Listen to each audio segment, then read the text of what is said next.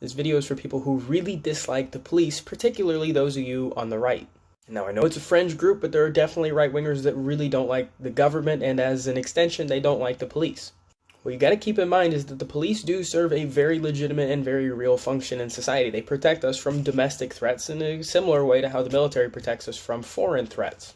They conduct investigations into crimes like bank robbery. They help deter organized crimes like gangsters and mobs and things of that nature.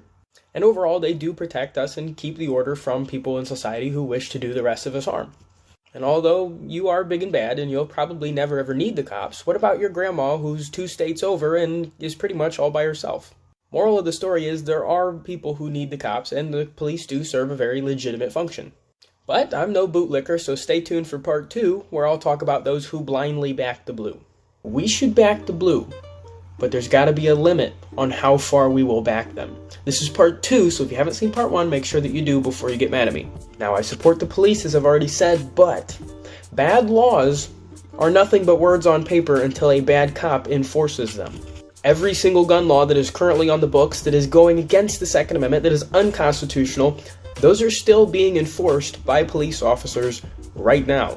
Never underestimate the willingness of someone to just follow orders, because it's very difficult not to. So I suppose my question to you is, where do you draw the line where you will stop supporting the police? Because the day they start going door to door and taking guns, you better believe I won't be flying a thin blue line flag then. And I know a lot won't, but there will be plenty who do. So here's what I'll say. I support our police wholeheartedly until they start to violate the United States Constitution and tread on my rights. Then they're redcoats.